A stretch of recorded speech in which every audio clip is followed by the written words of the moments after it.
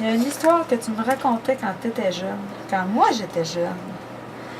Puis c'était l'histoire du capitaine Hertz. Puis là, selon ce que tu as écrit, tu parles d'une tempête dans le fleuve Saint-Laurent, des marées de décembre, dans les grandes marées de décembre. Puis il y avait un navire qui s'appelait le Clara Clausen. Différent. Le premier qui a échoué, c'était le Continental Pioneer. J'ai des photos de ça. Le Continental Pioneer, lui, il est arrivé, puis le capitaine il a embarqué un peu paf sur le bateau. Puis quand c'était le temps de donner l'orientation du bateau, il s'est trompé dans quelques degrés. Puis le bateau, au lieu de partir vers le fleuve, il a parti vers le cap. Puis il a grimpé toute la pointe d'en avant sur le cap. L'année d'après, ça a été le Saint-Adresse. Toujours dans le mois de décembre, ça. Et dans une grande tempête de décembre, tout ça. Le Saint-Adresse, lui, s'est échoué aux Petits Escoumins. C'était toute la cargaison de boissons pour les fêtes de cette île. De la bière, Du fort. La bière, était sur des palettes sur le dessus. Les gens allaient en motoneige à la glace, puis ils allaient chercher la bière. Puis ils ramenaient ça chez eux, ils vidaient le bois d'un camp, puis ils mettaient la boisson en place. Après ça, il y a eu le dernier en liste, là, vraiment le plus grand, la plus grosse tempête qu'il y avait eu, puis le chouage qu'il y avait eu, c'était le Clara Clausen. Dans les marées de décembre, hein, ça n'était peur. Hein. Je ne sais pas si tu t'en rappelles quand tu étais jeune, même le quai de Bécomo. Oui, je me rappelle. Il y avait une partie du quai de Bécomo qui était partie à cause de ces grosses vagues-là. Puis toujours dans les tempêtes de décembre, dans les grandes marées de décembre. Le navire était plus contrôlable. Fait que là, il a envoyé le SOS nécessaire pour dire, bon, ben, m'aider, venez m'aider, quelque chose comme ça. Il a monté sur les rochers. Il est resté là. Puis après ça, quand ils se sont aperçus qu'il était stable, ben là, qu'il n'y avait plus de danger de renverser. Il fallait que, si un épave, tu la laisses abandonner, elle appartient à tout le monde. Fait que là, il fallait qu'il laisse quelqu'un sur le bateau. C'est Oliver, l'ingénieur qui est resté sur le bateau. Après ça, au bout de 2-3 jours, ou 4-5 jours, ou même une semaine, là, je ne sais pas trop, les assurances ils ont dit que le bateau, c'était plus possible de le sortir de là. Ils ne pouvaient pas le tirer, ils ne pouvaient pas le jacker, ils ne pouvaient pas rien faire. Fait que là, ils l'ont, en fin de compte, déclaré épave. Et là, ça appartenait à tout le monde. Lui, là, c'était un gars qui voyageait sur le pouce. Un Américain qui voyageait sur le pouce. Il a tout fait l'Europe sur le pouce. Puis il est arrivé en Norvège, puis ce bateau-là rentrait au Canada. Il a embarqué sur le bateau, puis il s'est envenu.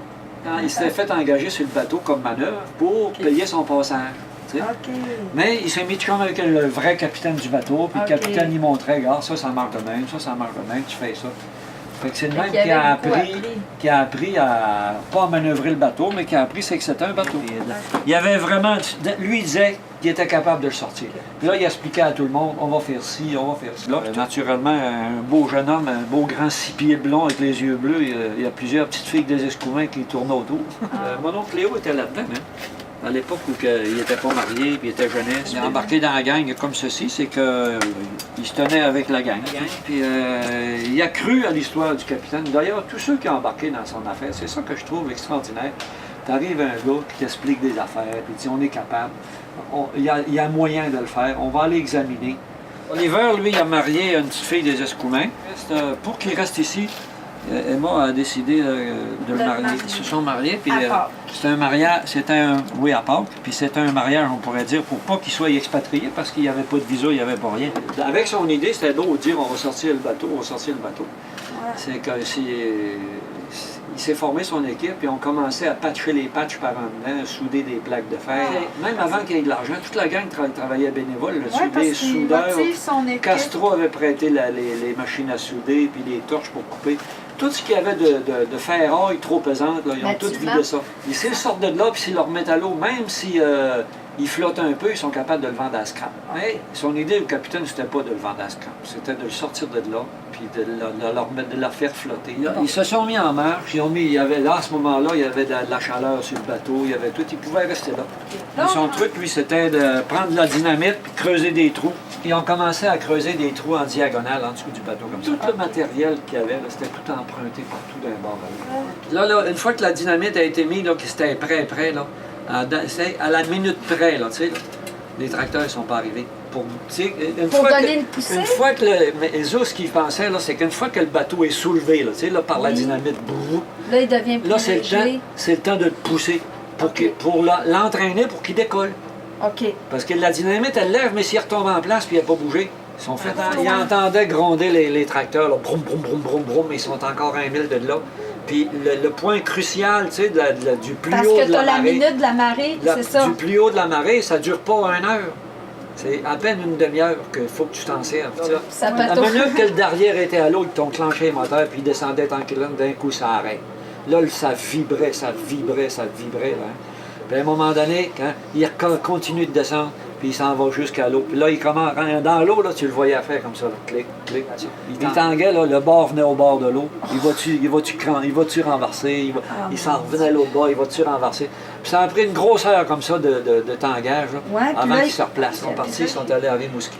Ils sont allés à Pointe-au-Père pour le faire inspecter par des compagnies, voir s'ils étaient capables de remonter le fleuve jusqu'à Montréal. Il fallait qu'ils soient inspectés. Il y a eu le droit de le remonter à Montréal. C'est là que ceux qui avaient prêté une trentaine de mille piastres, qui ont dit, nous autres, on va investir pour la réparation. Ça a coûté 1 million.